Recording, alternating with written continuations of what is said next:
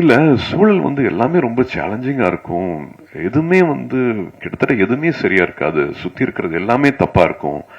But எல்லாத்துலயும் என்ன நடந்தாலும் எப்படி ரெசிலியன்ஸோட இருக்கிறது, எப்படி நம்பிக்கையோட இருக்கிறது, எப்படி பாசிட்டிவாவே இருக்கிறது வாழ்க்கையில எது பெருசு அப்படிங்கறத முடிவு பண்ணிட்டு, எது வேணும் அப்படிங்கறத தீர்மானிச்சுட்டு அதை நோக்கி மட்டுமே போகணும். எந்த காம்ப்ரமைஸும் பண்ணிக்காம நம்ம நினைச்சதை அடையிறது எப்படி அப்படிங்கறது அகரம் சொல்லி கொடுத்திருக்கு. நான் தான் அகரம், அகரம் தான் நான் அப்படிங்கிற மாதிரி சொல்லிச்சு. அது அவ்வளவு அது ஒவ்வொரு மாணவிக்கும் ஒவ்வொரு மாணவனுக்கும் அகரம் இருக்கிற அத்தனை பேருக்கும் அது ஒரு எடுத்துக்காட்டு மாதிரி இருந்துச்சு அவங்க சொன்ன அந்த வார்த்தை. அது நம்ம லைஃப்லயும் அது ரொம்ப ரொம்ப வேணும் அப்படின்னு நினைக்கிறேன். எந்த பொசிஷன்ல ஆரம்பத்தில் இருந்தாலும் சரி, நடுவில் இருந்தாலும் சரி, ஃபேடிங்கான ஒரு கெரியர் கிராஃப்ல ஒரு ஃபேடு வேணும். அந்த டைம்லயும் சரி, நிச்சயமா எல்லாமே சரியா போகாது. நிறைய விஷயங்கள் நம்ம எதிர்பார்க்காத மாதிரி போகும். நெகட்டிவிட்டி ரொம்ப அதிகமா இருக்கும். பட் அந்த டைம்ல பாசிட்டிவான விஷயங்களை மட்டுமே நினைக்கிறது, பாசிட்டிவா மட்டுமே பேசுறது. ஏன்னா we can always choose to complain, மற்றவங்களை பத்தி தப்பா பேசுறதோ, இது சரியில்லை அது சரியில்லைன்னு சொல்றதுக்கோ, இல்லாட்டி எடுத்தோன்னு கான்வர்சேஷன்ல முதல் வார்த்தையே எது தப்பா நடந்துட்டு இருக்கோ அதை பத்தி ஆரம்பிக்கிறது நிறைய பேருக்கு அது பழக்கமா இருக்கலாம். எல்லாத்தோட வாழ்க்கையிலும் நிறைய கசப்பு இருக்கலாம். பட் அதெல்லாத்தையும் மறந்து நல்லது மட்டுமே பேசுவோம், ஆக்கப்பூர்வமா மட்டுமே இருப்போம். நம்மளோட ஃப்ரெண்ட்ஸும் சரி, நம்மளோட வளர்ச்சிக்கு மட்டுமே நம்ம மற்றவங்களுக்கு உதவியா இருப்போம், நம்மளுக்கு வழிகாட்டியா இருப்போம் அப்படின்னு அகரம்ல ஒவ்வொரு மாணவியும் இந்த வயசுல நினைக்கிறாங்க அப்படின்னா அவங்க ரொம்ப அழகான சூழல்ல வளர்ந்துட்டு இருக்காங்க அப்படின்னு நான் நினைக்கிறேன். எனக்கு அப்படி நினைக்கும் போது அகரம்ல நானும் ஒரு பார்ட்டா இருக்கேன் அப்படின்னு நினைக்கும் போது எனக்கு ரொம்ப ரொம்ப சந்தோஷமா இருக்கு. Everybody needs it in life.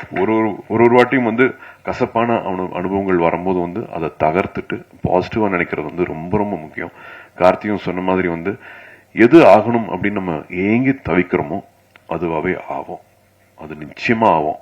It's a crime to think small, it's a crime to dream small அப்படின்னு நினைக்கிற மாதிரி மைண்ட் ஒரு ஸ்டியரிங். நம்ம எண்ண ஓட்டங்கள் என்னவா இருக்குதோ அதை நோக்கி நிச்சயமா எல்லாமே அதை நோக்கி போகும், அதை நிச்சயமா அடையும். நான் ஏற்கனவே திரும்பி சொல்லியிருக்கேன், ஸ்கூல்லையும் சரி காலேஜ்லயும் சரி நான் எதுவுமே நான் சாதிச்சது கிடையாது, எதுவுமே நான் பண்ணது கிடையாது. ஒரு 3 வருஷம் கவர்மெண்ட் இண்டஸ்ட்ரிக்கு போனேன். அதுவும் ஒரு சின்ன சலிப்பு தட்டுச்சு. ஒரு சின்ன குடும்ப சூழ்நிலை, திரும்பி ஒரு யூட்டர்ன் எடுத்தேன். நான் படிச்ச படிப்புக்கும் என்னோட வேலை அனுபவத்துக்கும் சம்மந்தமே இல்லாம நான் 5 நாளுக்கு முன்னாடி நினைக்கல கேமரா முன்னாடி நான் நிற்பேன் அப்படின்ட்டு. ஒரு சடனா ஒரு லைஃப்ல ஒரு யூட்டர்ன் அடிக்க ஆரம்பிச்சேன். நேருக்கு நேர் ரிலீஸ் ஆனதுக்கு அப்புறமா தான் அதோட இவ்வளவு அன்பு கொடுக்குறாங்களே, இதுக்கெல்லாம் தகுதியா, இதுக்கு நான் என்ன பண்ண போறேன், என்ன கைமாறு பண்ண போறேன் அப்படிங்கிறதுக்கு அப்புறமா தான் நான் வாழ்க்கையில இன்னும் கொஞ்சம் ஒழுங்கா உழைக்கணும், இந்த அன்புக்கு இந்த நான் தகுதி ஆக்கிக்கணும் அப்படின்னு ஆரம்பிச்சேன். அப்படி ஆரம்பிச்சனால இந்த நிலைமைக்கு வர முடியுதுன்னா, நீங்க உங்களோட சிந்தனைகள் சரியா வச்சிருந்தீங்கன்னா யார் வேணாலும் என்ன வேணாலும் ஆகலாம்.